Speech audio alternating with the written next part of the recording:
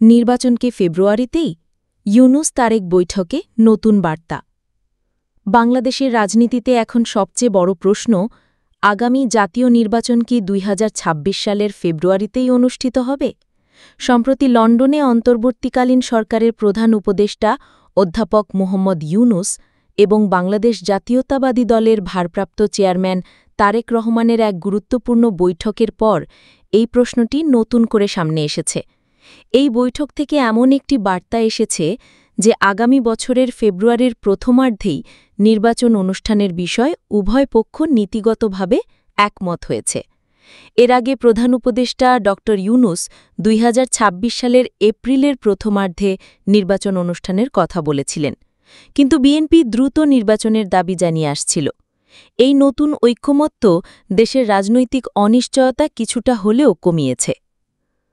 ঐকমত্যের কেন্দ্রে লন্ডন বৈঠক।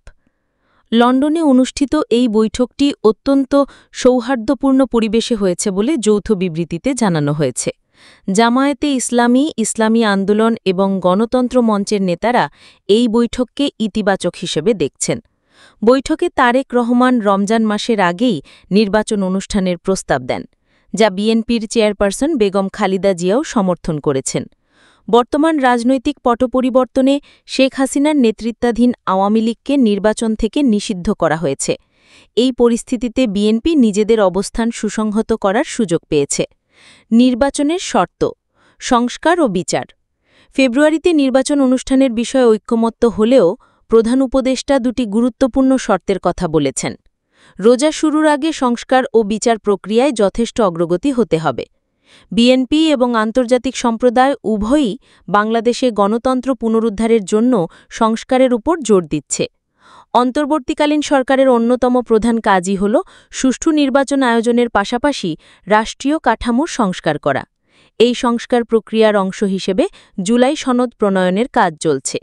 অধ্যাপক ইউনুস দুর্নীতির বিরুদ্ধে লড়াই এবং অতীতে সহিংসতায় জড়িতদের বিচারের কথা বলেছেন। রমজান মাস ও সময়সীমার চ্যালেঞ্জ। ২০২৬ সালে রমজান মাস ১৭ বা ১৮ ফেব্রুয়ারি থেকে শুরু হতে পারে। এর অর্থ হল ফেব্রুয়ারির প্রথমার্ধে নির্বাচন আয়োজনের জন্য হাতে খুব কম সময় থাকবে। রমজান মাসে সরকারি কাজকর্ম ধীরগতি হয়, যা নির্বাচন প্রক্রিয়াকে প্রভাবিত করতে পারে। নির্বাচন কমিশন এবং অন্তর্বর্তীকালীন সরকারের জন্য এত অল্প সময়ের মধ্যে সকল প্রস্তুতি সম্পন্ন করা একটি বড় চ্যালেঞ্জ।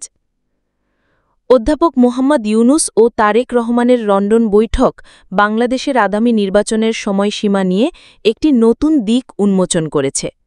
ফেব্রুয়ারির প্রথমার্ধে নির্বাচন অনুষ্ঠানের বিষয়ে নীতিগত ঐকমত্য হলেও সংস্কার ও বিচার প্রক্রিয়ায় যথেষ্ট অগ্রগতি এই নির্বাচনের মূল শর্ত। রমজানের আগমনের কারণে সময়সীমা অত্যন্ত সংক্ষিপ্ত, যা অন্তর্বর্তীকালীন সরকার ও নির্বাচন কমিশনের জন্য বড় চ্যালেঞ্জ। আওয়ামী লীগের অনুপস্থিতি এবং অন্যান্য রাজনৈতিক দলগুলোর ভিন্ন ভিন্ন প্রত্যাশা দেশের রাজনৈতিক পরিস্থিতিকে আরও জটিল করে তুলেছে।